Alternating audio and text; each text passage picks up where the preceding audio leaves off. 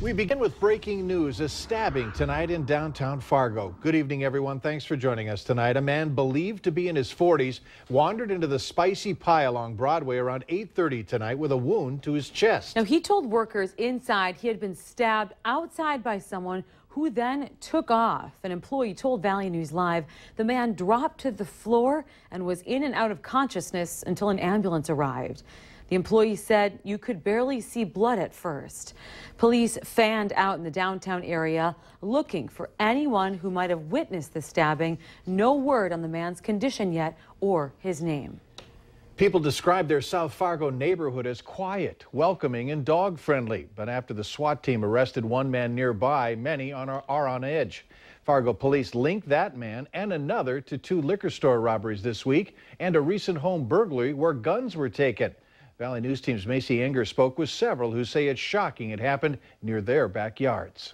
I see kids running around and playing all the time. It's a really nice neighborhood. Kim Odegaard has lived on this street for 5 years, but this is the first time she has seen police in her front yard. I heard somebody yell, "Put your hands up or I'll shoot." I don't know what was really going through my head. First, I was kind of scared because I didn't know the SWAT team would show up. Dozens of officers surrounded this home.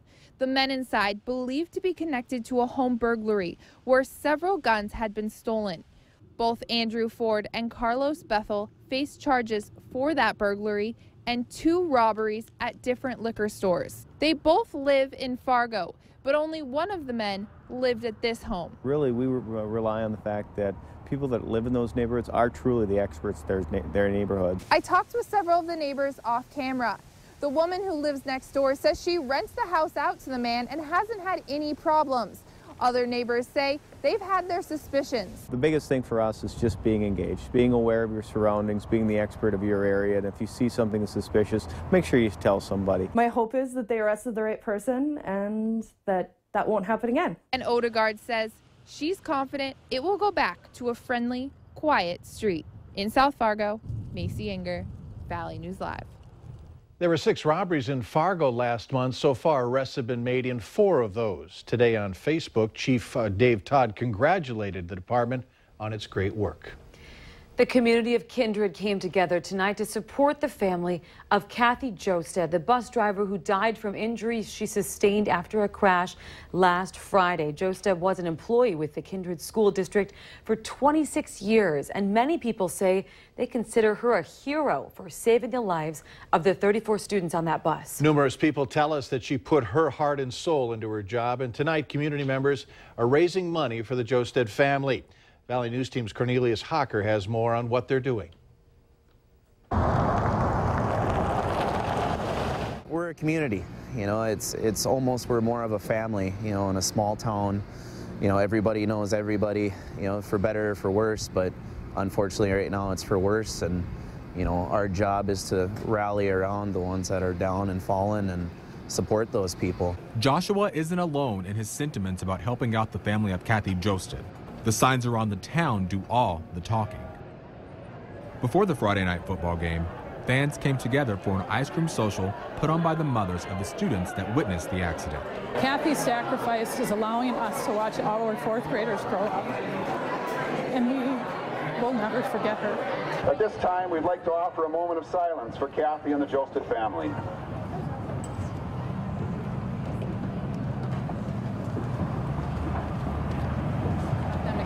Every day. So every child that is walking those halls has been touched by Kathy.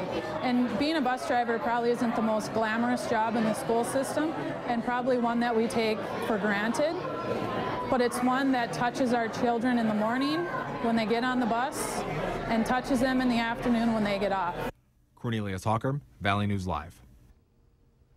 Kindred community members tell us other events are in the works to benefit Kathy's family, helping them get through these difficult times.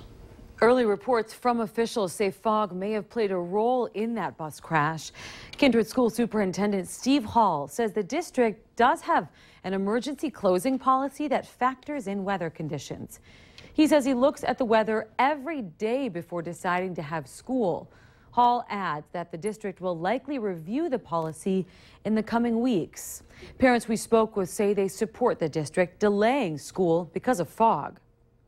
You always have to be on guard. We can't protect people from everything, but you do have to be, cognizant. And so I'm sure it'll be evaluated. To see the policies for Fargo, Moorhead, and West Fargo school districts, click on this story on valleynewslive.com. President Obama continues to echo his sorrow and frustration about the tragic toll of gun violence in the aftermath of the massacre at a community college in Oregon. Today at the White House, the president spoke forcefully about the threat of gun violence in America. He urged the American people to pressure Congress to pass gun control legislation. And in fairness, it's not just in the Republican Party, although the Republican Party is just uniformly opposed to all gun safety laws. And unless we change that political dynamic, we're not going to be able to make a big dent in this problem. Obama says he's directed his staff to identify ways to enforce existing laws to keep guns out of the hands of criminals. Now, in 2015 alone, there have been 45 school shootings in the U.S. According to the group Every Town for Gun Safety, Obama has spoken after mass shootings more than a dozen times during his time in the office. The key to revitalizing downtown Moorhead could be the city's college campuses. 2 consultants hired to look at the ways Moorhead could improve its downtown core interviewed more than 30 area businesses and city leaders. Among themes like retail and restaurants, community health, development, and sustainability, the consultants talked about science and technology, as well as opportunities centered around arts and media. The consultants say both of these are possible because of Moorhead's local colleges, adding that students can play an important part in shaping downtown. It's Friday, time to get a look at this week's Valley's Most Wanted. Police say this man, Nicholas Nesland, is wanted for felony drug charges. Call law enforcement if you have any information on Nesland. And if you need help uncovering any fraud or corruption in your community, call our whistleblower hotline at 701-237-6576 and leave your tip. Hurricane Joaquin is making it difficult for the U.S. Coast Guard to locate a cargo ship that was en route to San Juan, Puerto Rico. Officials say that the ship departed Jacksonville on Tuesday with 33 people on board, including 28 U.S. citizens. The crew reported on Tuesday that they had lost propulsion in the eastern Bahamas as it passed close to the eye of the storm.